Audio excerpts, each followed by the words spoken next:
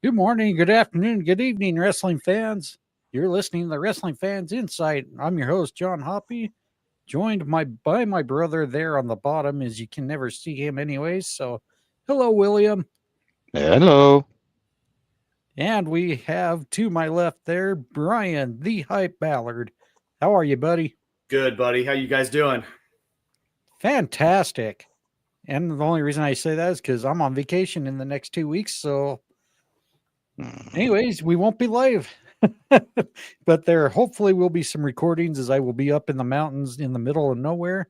How can I do that? Well, luckily I will have that 1 square inch of service where I can actually upload some things. So, but anyhow, we had a lot of great things going on the last couple of weeks. Brian, you just came off a really fantastic interview with Tito Santana, WWE Hall of Famer, and I have to say I enjoyed being the moderator for you on that. But uh, tell us how did you feel that whole interview went?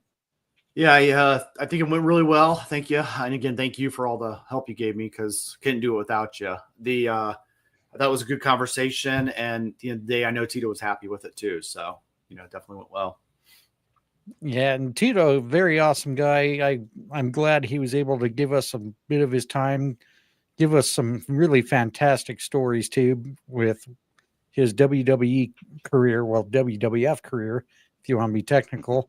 But if you haven't checked it out, if you go look right there under Brian's window pane there, go check out his YouTube channel at Tap Out Talk. His interview is up there with Tito Santana, and trust me, you will not be disappointed. William, it's been a couple of weeks. How you been? Oh, I've been okay. Just been busy. We're rounding around the inventory time at work, so trying to squash out as much as possible. And other than that, we're going to get ready to spend some time up there in the mountains. It's hunting season. Sorry, all you PETA fanatics, but we're going to go have our fun as rednecks. So, but hey, it's been an interesting weekend of wrestling. Friday night, TNA had their annual Victory Road pay per view event. If you didn't catch it live, well, I guess we're going to give you the spoilers here in case you were going to watch it. But, anyways, running down the card in the pre show, Zachary Wentz defeated Trey Miguel and Cedric Alexander. I believe the Zachary Wentz becomes now the number one contender for the X Division Championship. TNA Victory Road pre show, the system defeats Order 4. And then, unfortunately, due to some personal injury, Ash by Elegance, who just recently won the TNA Knockouts Championship, she had to forfeit the championship as she's no longer be able to compete. So we ended up finding out later in the night the Knockouts Battle Royal was going to happen there. The final two ends up facing each other later in the show for the TNA Knockouts Championship, which ended up being Lee Ying Lee versus Kalani Jordan. And right after, Matt Cardona and the Hometown Man defeat the team of Ryan and Nick Nemeth. And right as the main card starts, Mike Santana defeats Ridge Holland. Mustafa Ali in a shocker defeating Moose. Say his name and he appears. Well, you got it, Eric Young. Joe Hendry came in and defeated your ass in a tables match, which was set up during the pre-show because AJ Francis put Matt Hardy through a table through his little interview show. Matt Hardy gets his revenge and puts AJ Francis right through the table. For the TNA Knockouts Championship, as we discovered earlier in the night, Kalani Jordan of NXT ends up defeating Lee Ying Lee, making it now the second time an NXT superstar has taken the TNA Knockouts Championship from the company. And for the TNA International Championship, Frankie Kazarian ends up becoming the new champion, defeating Steve Macklin. And in the main event, the X Division Championship, Leon Slater retains over Myron Reed. And shortly after that match happened, Santino comes out after the match and announces that Leon Slater will defend against NXT's Javon Evans. Woo, that was a bit of win there. And I know, William, you didn't really watch, but given those results, did you have any thoughts? The only thought that I can have is I should probably get into watching it more. It's just a trouble of finding the time. But it sounds like it was a good card. Yeah, and you and I gave our thoughts on it. I can't remember what the last NXT PLE was before this one, but you predicted Ash by Elegance was going to win this one, win the TNA Knockouts Championship in that three-way between her, JC Jane, and Masha Slamovich. I did. And, kind I'm of a bummer deal. pretty sure it threw you off. Yeah, it threw me off. I mean, I wasn't expecting it, but in fairness, I wasn't keeping a close eye on TNA either. So, but yeah, it's kind of a bummer deal. And Brian, as you know, injuries are never a fun thing for any talent, especially in the wrestling business.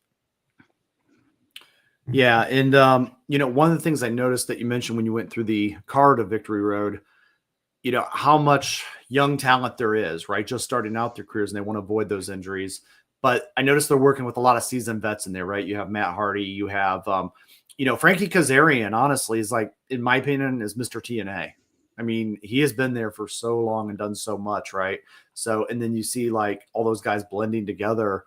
So it's kind of nice to see him get that title, but it's also nice to see all this young talent, kind of, it's almost like another development system, and then they're starting to duel with NXT as well. So, we're starting to see some crossover. Pun intended, crossover TNA. That's what we need to name the next PLE event, the crossover. Right. But no, I mean, I after watching that, and unfortunately I haven't been following TNA on their regular programming. I thought they did a fantastic job overall with this event. Like I said, big shocker was watching Mustafa Ali get a victory over Moose. And the reason why I point that out is you'll find out at that right toward we get to the end topic in tonight's episode, because there was a lot of IWC controversy over this, and it's going to be fun when we get into that topic. But overall, like I said, I thought TNA did a fantastic job. Unfortunately, watching one of their championships go back to the NXT brand again, who knows what's going to happen. And, there's also that possibility we may have another NXT superstar basically take another championship. And that's because we know what's being set up for between Trick Williams and Nova Femi. But anyways, let's move on to the NXT No Mercy card. Javon Evans gets the victory over Josh Briggs. That sets up great momentum for him going in toward getting that X Division opportunity with Leon Slater. For the Women's Speed Championship, Sol Ruka was supposed to defend. I can't remember who it was supposed to be, and I forgot her name. I'm sorry. Laney Reed. Thank you. And it ends up being Jada Parker. Laney Reed was out due to not being medically cleared. It's bad that I can remember not medically cleared, but not the talent. And for the weaponized steel cage match, Jordan Grace defeats Blake Monroe. The North American Championship, Ethan Page defeats Tavian Heights. The NXT Women's Championship, JC Jane retains over Lola Vice. And this was kind of a shocker for me because of how dominating Nova Femi was. But Ricky Saints ends up becoming the new NXT champion. Oh boy. Talk about a loaded weekend. And Brian, what was your thoughts as I went through that card there? Yeah, all right, where to start? So, again, I appreciate what they did on the show. I want to say I like the fact that they put the Speed Championship on the NXT card. I always wondered why they didn't blend that in. I know it's Twitter X exclusive, But also I look at it and I'm like, well, why don't we just cross-pollinate that and put it, across a couple things. I thought the weaponized cage match, definitely did its job. Jordan Grace, got a good victory there. And I also want to say, shocker of the night for me, Ricky Saints. I was a little thrown off by that because I believe in Obafemi and I like his work and I like that he's such a good dominant champion. So that really kind of surprised me a little bit. I will say I got a lot of my picks wrong on this card. I lost our little pick'em championship, so I held it for a week. And that's fine. Like I said, it's the booty call NXT for me, and I tagged in for the week. And yeah, I got a lot wrong. But that's okay because I like to be, surprised. So, Well, Brian, nothing more than just being a transitional champion. But right. Not as bad as what CM Punk, right? But yeah, I couldn't resist.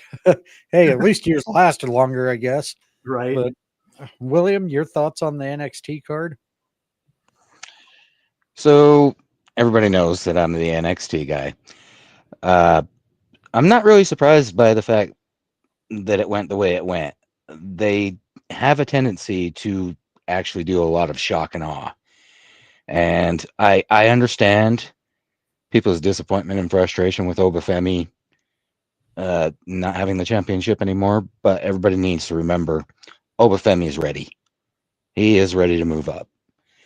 So I'm excited to see what's further down the line for him. I don't expect Ricky Saints to be in NXT very long. The overall card went really well.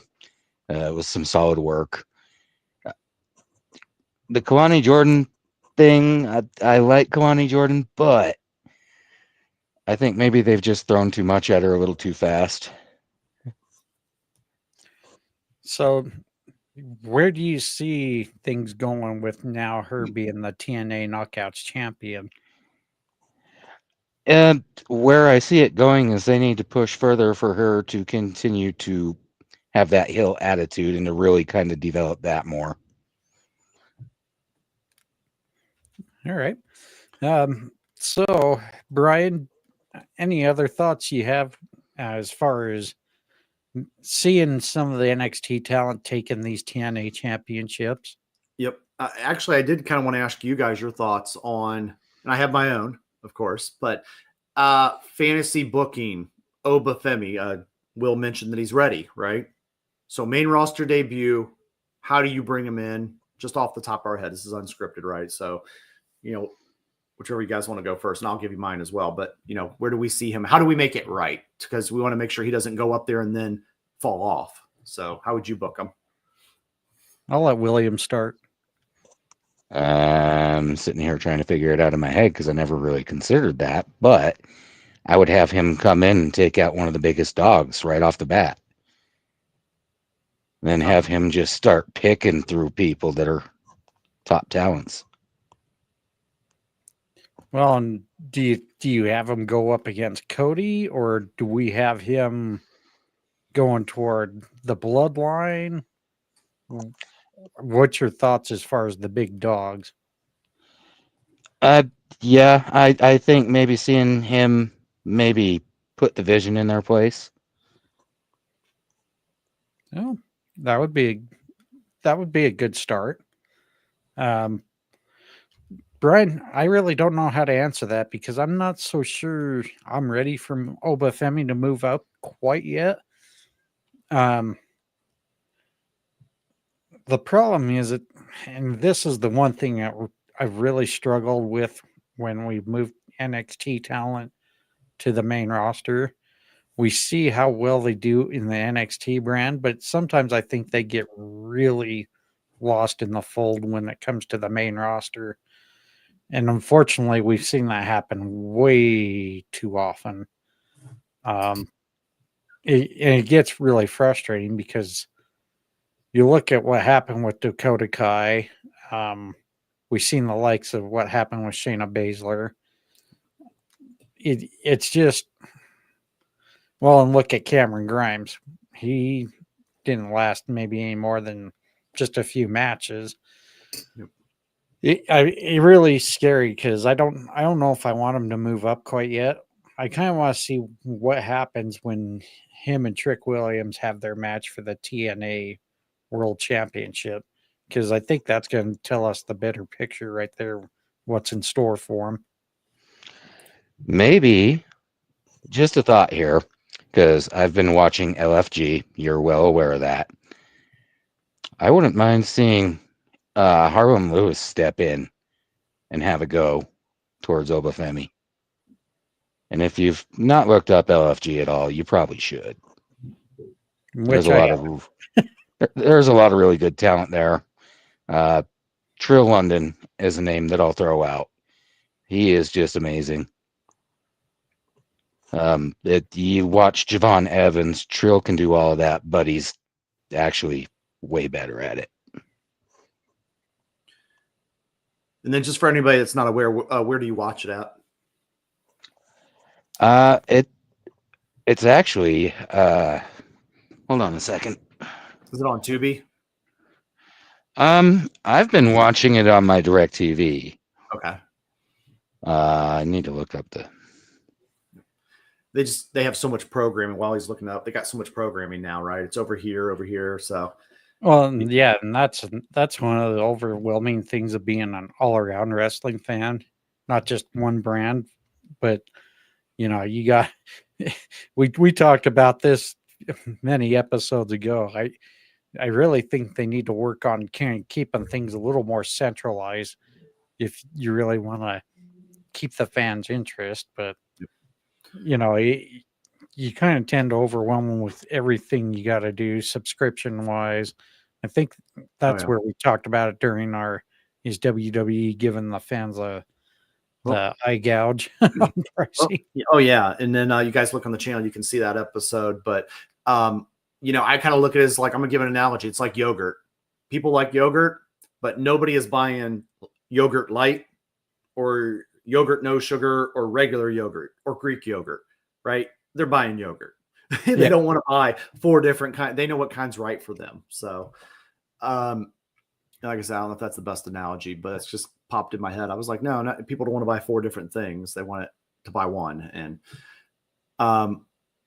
so basically, hey, I seen we just had a new subscriber. Thank you. Yep. Thank you, Anthony. Anthony Mazzano. Hi, guys. I just subscribed to the channel. Thank you, Anthony. Welcome. Sorry, Brian. While Will's looking that up, where to watch LFG, I will say I'll give my fantasy booking for Obafemi, right? And this is off the top of my head again. I'm with you, John. I don't want him on that main roster without a plan. And you've gave some great examples there. I'll give us some more. Carmelo Anthony, there wasn't too much of a plan initially. He came in hot and then it kind of fizzled. I look at Apollo Crews over the years. I look at Nia Jax when she came up, right? There wasn't a real plan. Now she did recover from that, but it took a while. So there always has to be a plan in my mind when the debut Killer Cross is another one, right? And so I like the attack idea that Will had. I kind of see for some reason a bloodline attacker. I do see something with bloodline. I maybe have him take out Solo right away. And, maybe that's a good mid-card feud for him to just plow through. I think it's very hard to regain Solo's, he's been knocked down a few pegs. I'm not trying to ruin his career or anything, but I think sometimes it takes a good wrestle partner to get you back up. And I think those two could have some fun work together with the power wrestler style. But Solo's, got obviously a little speed to his style, and so does Oba. And then I'd just like to see him tear through like a lot of the bloodline. Don't make him a family member. Don't make him a step cousin or anything like that. Don't do anything weird, right? I don't want to see him get a dumb gimmick either. I don't want him being the fourth Doink the Clown or, whatever. But, there has to be a plan for Obafemi. He's got a lot going for him, and when I see his work, he catches my eye on the NXT brand.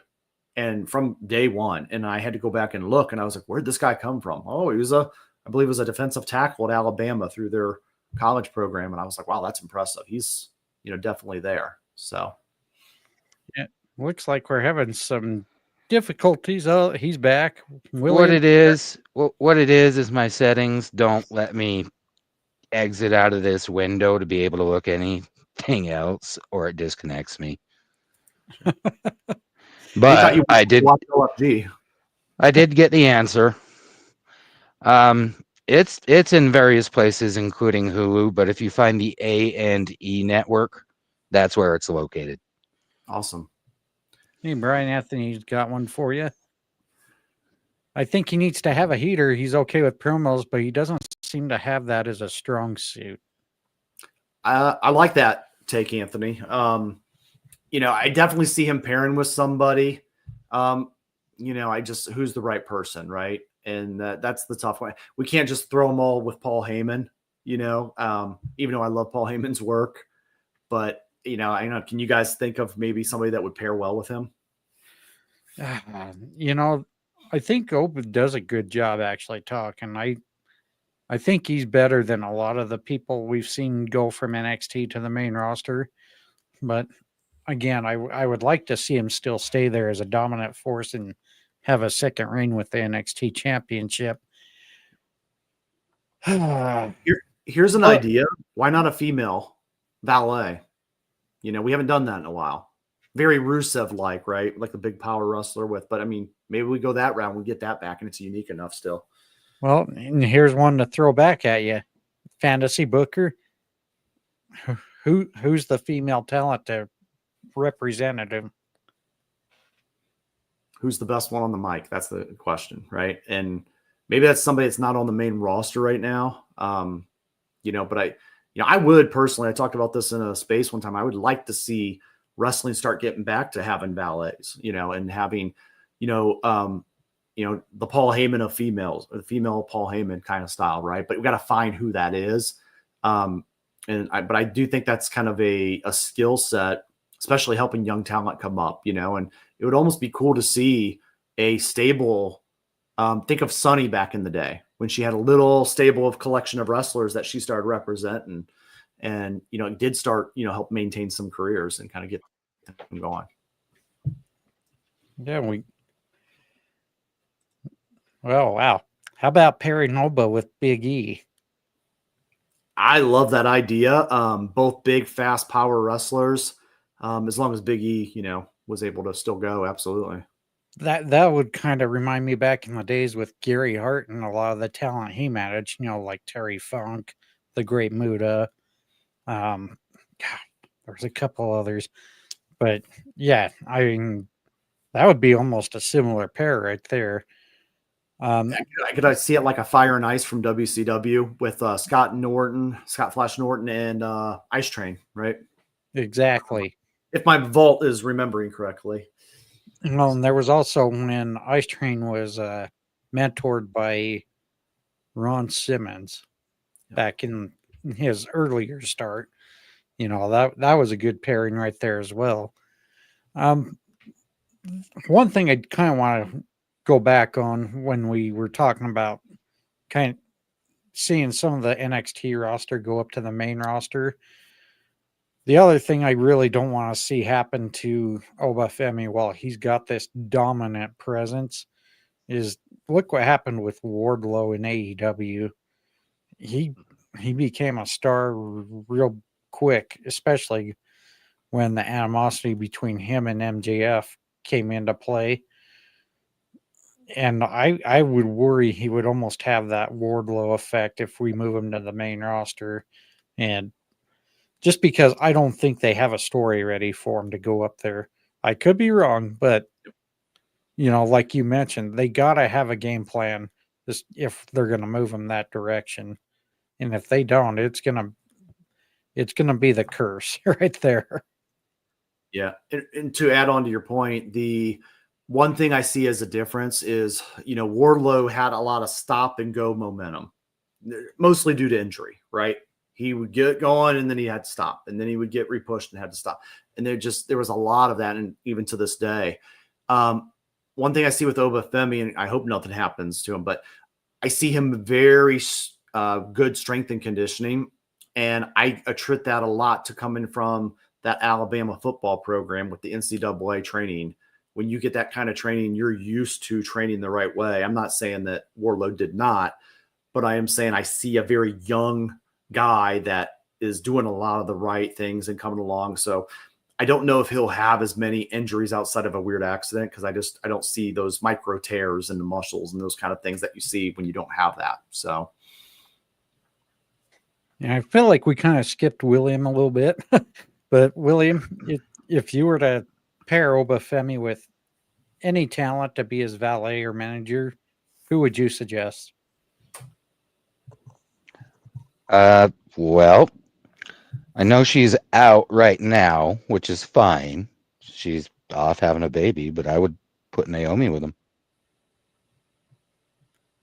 Oh, yeah, she's been really good behind the mic as of late since coming back to the WWE.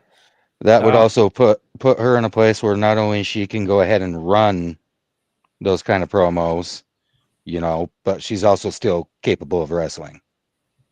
Right. One more from Anthony. What are you guys' thoughts in putting Oba in a tag team? Well, anytime you go main roster, and if you go the traditional ways, you always started in the tag team, and then if they could see that you maybe have a good shot developing into a single star, that's where you then go into the likes of like the Intercontinental Championship. And then if you continue working hard, you'll eventually become world champion. And I don't know if Oba really needs to be in a tag team, but it could also be a good idea to put him in there. We just don't know who he would team up with, because Oh, I have an idea about that. well, if you put him in there, you need to put him in there with someone that's just as beefy too. So, but William, who would you put? This is where I would cross over and put him into SmackDown. And I would pair him up with Randy. Yeah, not a bad idea. Brian, as far as your fantasy booking, who would you pair him up with? yeah, again, I liked Anthony's idea of Big E, but obviously that's not on the table with his injury that we know of. I'm not sure who I would pair him with, but I will say I like the idea of him in a tag team, because the tag team main event is one of the weaker things going on the main event card, and that would get him TV time and get people. We always forget when we debut somebody, the casual fan watching main roster programming doesn't know who he is. And I've even spoken to family members, and I tell them about NXT stuff, and they're like, "Oh, I don't even watch it. I have no idea who these guys are." So we have to remember, when they go to the main roster, they don't know them the way we know them sometimes. And so we have to make a first impression. And I think coming in a power tag team, that might be a fun debut. And it would also put him in a division competing where there's not a lot of big fish in the pond, and he could fly through there and then also get used to the main roster. So I really like the tag team concept for him, just because it would give him something, and he's not it there. And then people are saying, well, put him with Braun Breaker and make him do Seth Rollins and fight him, and we're not going to just have him walk in and defeat the top, John Cena or whoever. Right. So I would say, having him come in and just competing right there, I think that's a great safe spot for him to stay relevant and not just get pushed off TV programming. So. All right. We're just before we get to our last topic, we're going to take a little bit of a breather here and go through our fun little other banners. Join us during the week of X Space Conversations. Our tag team partner, Carlos Estrada. Go check him out on the X app at C to the LOS 77 or Conquer the No, and just get with him on the details. Usually he's on there every Monday after Raw and on Wednesdays right after AEW Dynamite. Be sure to follow Brian on X at the Brian Adkins and his YouTube channel at Tap Out Talk. Again, he just recently did a great and awesome interview with the Hall of Famer, WWE Hall of Famer Tito Santana. And check out and participate in our X community for the fans of pro wrestling. Check it out under the Fans of Pro Wrestling Network profile at FOPW Network. And again, I already gave out Brian's X handle, but we'll do it again here in a second. You can reach me there at WFI Pod, and I also administer the Fans of Pro Wrestling Network at FLPW Network. William. At William Hoppy 8. And Brian.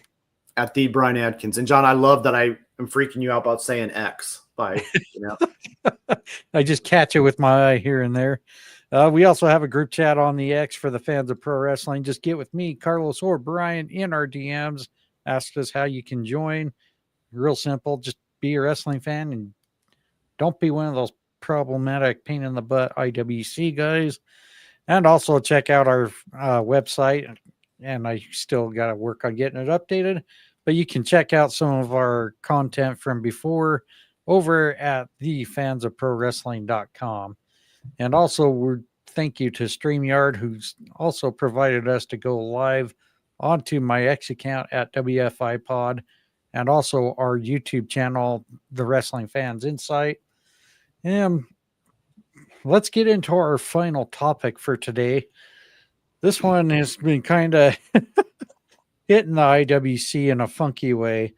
And it took me a little bit because at first I kind of rushed to judgment, and I usually hate doing that because then I realize how wrong I am in some of these ways. And I apologize that I'm looking down at my phone, but that's the only way I can do this here at the moment till I can be a little more advanced with StreamYard. Actually, I also want to give a shout out to Miami the Great, who just recently reposted our live here. Miami and the DWE community with the final boss lady. Be sure to go check out the DWE community and the DWE radio. They do some killer content on YouTube and the X app. And also be sure to go, like I said, go check out Carlos. He does a wonderful job. He's actually part with us here at the Fans of Pro Wrestling and also the Wrestle Collective, who is doing some amazing content on X, YouTube. They just recently did their video podcast on the YouTube channel, and also they're on Discord. So be sure to go check out their stuff here. But Believable Wrestling is our last and final topic, and this is kind of the funny part.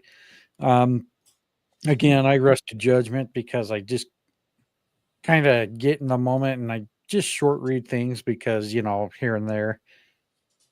I don't have a whole lot of time to get in depth, but where I spend a little more time this weekend, Gail Kim Irvine, formerly known as Gail Kim in WWE TNA, has been under fire from the IWC fan base, and it's kind of an interesting one. So many people were rushing to judgment because they felt like she was bullying Riho, but if you actually go back and thoroughly read everything she has put in her tweets, the AEW strict fan base was kind of feel like she was bullying them, but she, in the heat of the moment, some of her responses weren't awesome because I kind of feel like she shouldn't have responded. My thing is, whenever you deal with trolls online, your simple solution is don't deal with them. You're just better off moving on and not getting into the chaos. But one of the things that she responded, sorry, I kind of lost the spot here.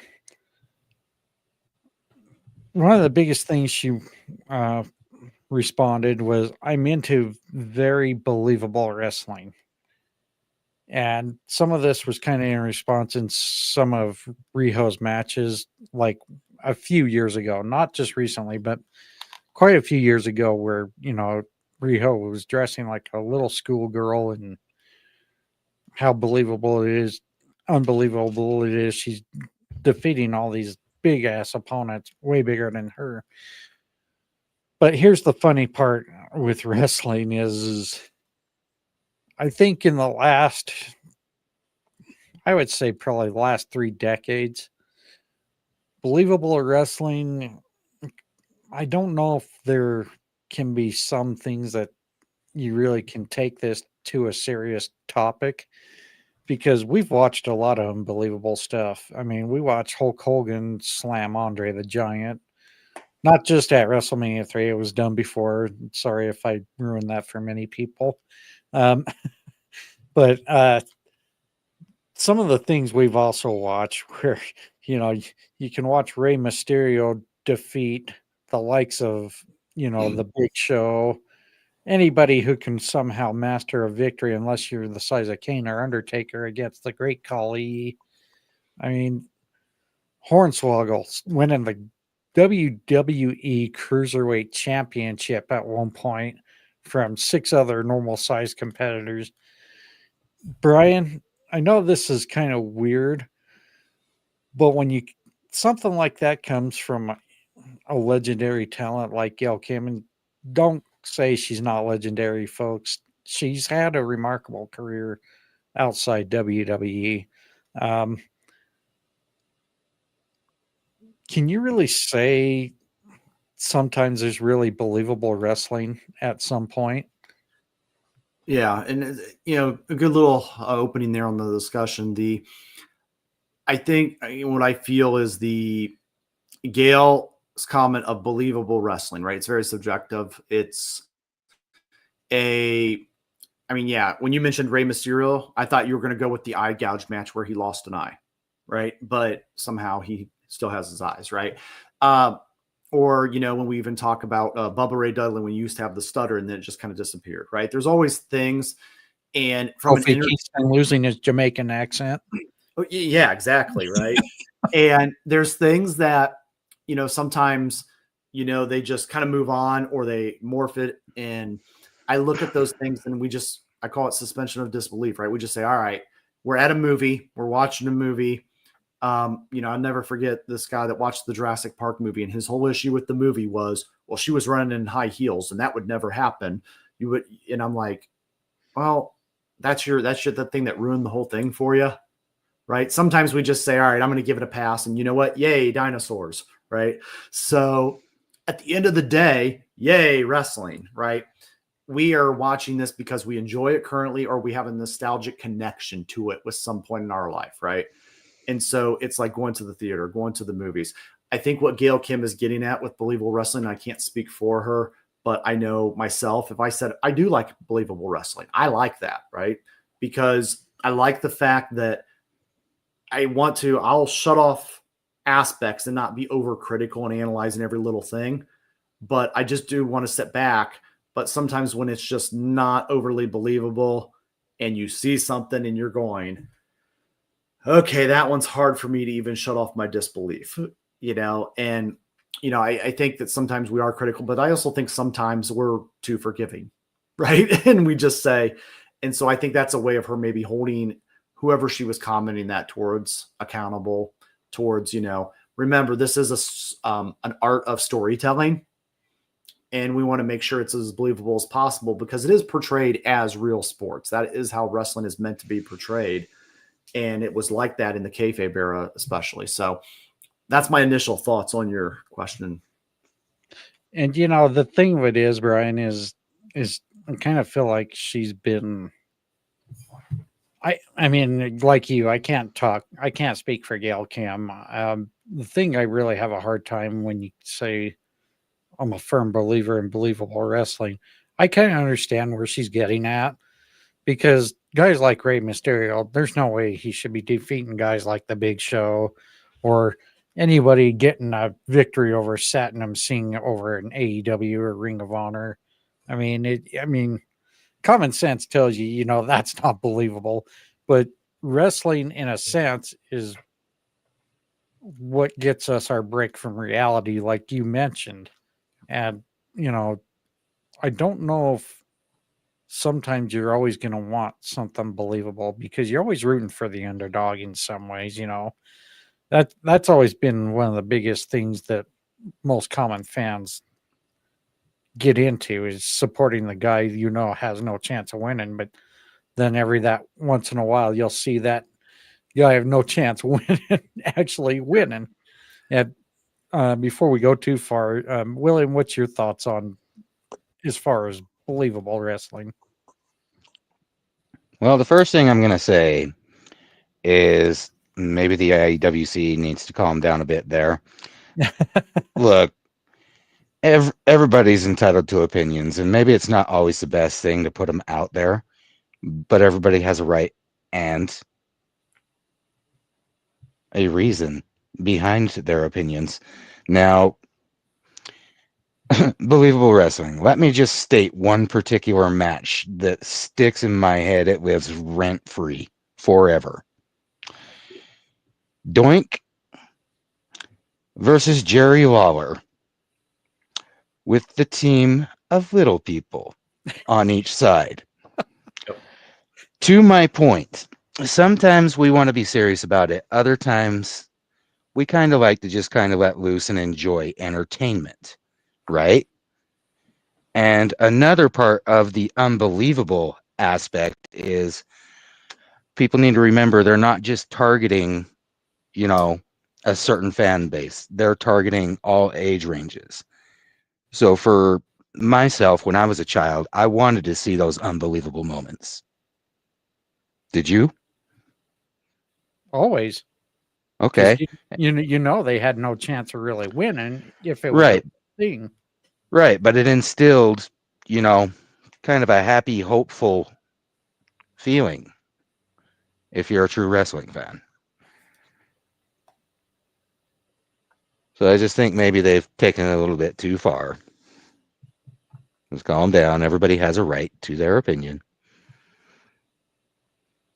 Yeah, and if we didn't learn anything from the controversial event a couple of weeks ago, everybody's got an opinion, but I don't think you should always shit on it either and not be so sensitive. And I think that's where a lot of our wrestling fan base has gotten to a point where I think they need to learn that it's okay to have different views, like different things, but I don't think it's okay to attack others for it. Just be respectful. And that's one thing I really want to give Gail Kim her flowers was she was really reacting well to the people who were being very respectful with their responses to her and trying to not necessarily pick on her, saying, on the WWE's gift basket again.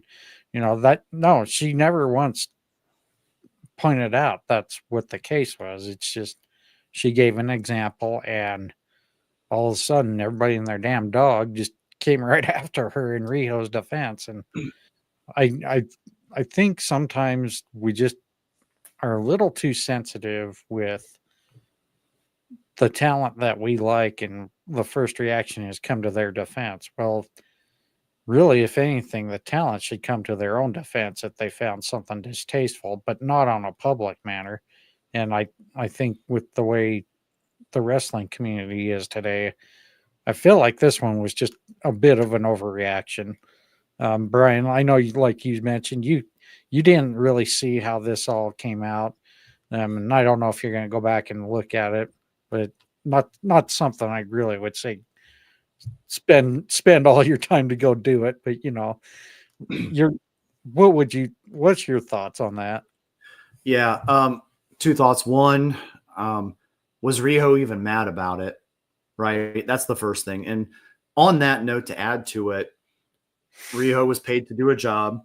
If Riho was happy with the work and her employer, Tony Khan and AEW, was happy with the work, well, then everybody's happy, right? And the fans are always going to be back and forth whether they're happy with it or not, but that will come back in the future work that she does, right?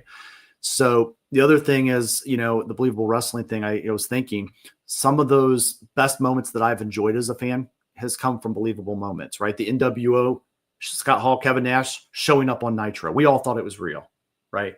We lived in an era where we didn't have as much Twitter and all this other stuff, and news traveled pretty quick, but not as fast, right? And those moments, the realness and believability is what made it more intriguing, and we couldn't believe it. And then we had to see what happened next week, right? And so I think that's just good storytelling. And storytelling is really where this comes out, right? And I do think that in the modern era a little bit, there's some good aspects of storytelling, but there are some classic things that I think they've gotten away from. One of those examples is bookend storytelling. Every Raw or Nitro used to start. You start with an opening, you tell them what you're going to tell them, and then you show them what you're going to show them, and then you end that storytelling session, and it was like watching a mini series throughout the night. But a cliffhanger at the end, catch next week, and sometimes it carried into the next week. But every night we had a theme of what we were going to settle that night, like a chapter. And that's kind of one of the things, like, I enjoy the entertainment and the storytelling of that. And if a little realism snuck into it, like Eric Bischoff ruining scripts from Raw, even better, right? Grabbing my popcorn, and enjoying. So, but my question, again, is, was Gail Kim, she was giving some feedback as a veteran to Riho, maybe. And was Riho really upset about it? And was Tony Khan AEW upset about it? Or was it just a comment that went wilder than Hulkamania? Well, there's a lot of people that have been really quick on Jimmy Corderas lately because, he's obvious pro WWE, but I'm not going to get into that because I don't want to set up another fire for that poor guy. But I don't think this was actually something that was under the AEW watch as far as Riho goes. I believe it might have been before that. I'm not quite sure, but regardless, whatever promotion she was in or what the event that Gail Kim saw, it was just an opinion from a legend. And I think a lot of the times the IWC don't realize these are people that have been in the business for a long time. The majority of us in the IWC have not. I mean, we're as fans, I feel like we should have the right to express our critiques on some things. But when it comes to certain detailed aspects of in the business and character wise and everything, I think sometimes the talent and the legends who have been in the business longer, I think as somebody in the IWC, and hopefully I'm respected a little bit, I don't know, but my take would be also understand when a talent, a former talent, somebody that's been in the business long enough, I think you should also sit back and kind of look back at their takes and realize it holds a little more merit than what those of us who haven't really been in the business, but just as fans watching and kind of understand why they meant say things or state their opinions the way they do. Yeah. And, because of that point, usually I would just say, hey, thank you. Because obviously, if a legend's watching your work, they're obviously taking interest in you. So, yeah. And I can't think of the wrestler I was thinking of, but I literally heard a thing where there was some feedback given, and the wrestler said, "Oh, who said that?" And they said, "Oh, tell him thank you." And it wasn't like the best feedback, but it was good, like, criticism, right? And we live in a world where people sometimes are just, when they get a little criticism or feedback that's delivered properly, even, they say, "Oh, you want to fight?" And they're ready to go, right? And I think, I cannot recall the talent that said that, but they were just like, "Tell them thank you." And that was the best answer, because I was like, right? Because, obviously they took interest in that, whether they utilize that feedback or not, Right. Okay. And I also want to give a shout out to Gail Kim, who was very interactive and probably given more people time than what she really should have. But Gail Kim, kudos to you for standing behind everything you said, and look forward to hopefully interacting with you at some events here if you do ever get booked for them. Anyways, we're getting to the point where we need to start wrapping things up. Let's get into some of our final thoughts and shout outs. And I know this one will be quick and easy when I go to William here. William, any final thoughts and shout outs to give? I don't really have very many final thoughts. Just I'm sitting back, being a fan, watching. I'm excited to see where they take everything with every brand. As far as shout outs go, it always goes to our listeners. And I know where a lot of them will probably be going back on the replay here, and which will be pinned on my main page on the X app here at the WFI Pod.